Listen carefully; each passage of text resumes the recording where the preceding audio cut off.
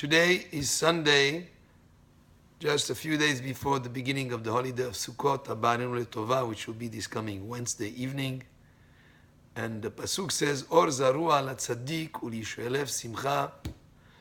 Those who are just and right of heart, simcha, they'll have rejoicing.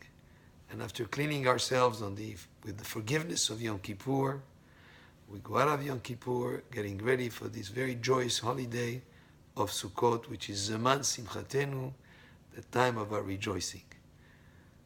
Very important to go over some halachot that have to do with Sukkot. Any meal that involves bread, any seudah, should be eaten in the Sukkah. What is the symbol of the Sukkah?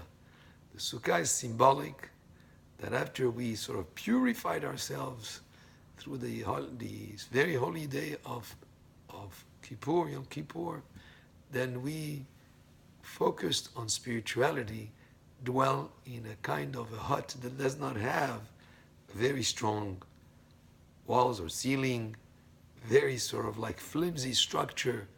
And the idea is that we rely on Hashem's protection and not the physicality or the material aspect of whatever surrounds us.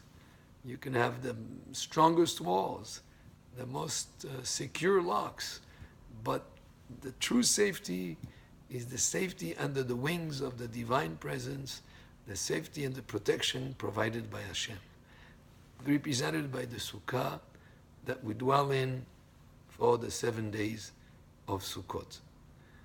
Sukkah is also representing of the clouds of glory that surrounded the Jewish people in the desert.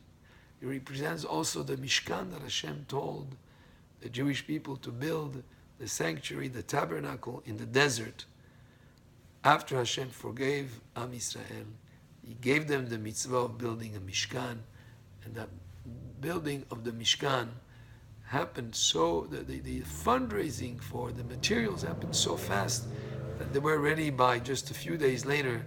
By the time that we celebrate Sukkot, they had enough materials to make the structure of the Mishkan and the vessels of the Mishkan. So it's a holiday that celebrates spirituality, and with spirituality comes a tremendous sense of joy and rejoicing on the holiday of Sukkot. A couple of halachot on building a sukkah. The walls have to be built first before you make the roof. And the roof has to be made of plants, material that comes from trees. And it cannot be one that is still connected to the ground. It's under branches. No, it has to be cut, separate, and then put on top as the schach. The walls around the sukkah have to be strong enough not to move in a common wind.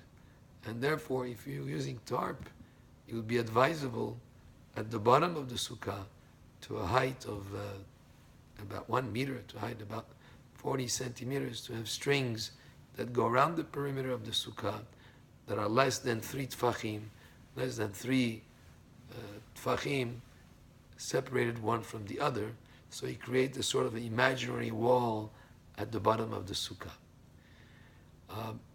Not to put schach before building the walls, because if you put the schach first, the roof, before building the walls, you have to remove the schach to make it pasul and then re-put it on, because it has to be done in that order. We have also the important mitzvah of Lulav, Etrog, Hadas, and Arava. And it's an important mitzvah because each person should have his own Lulav and Etrog.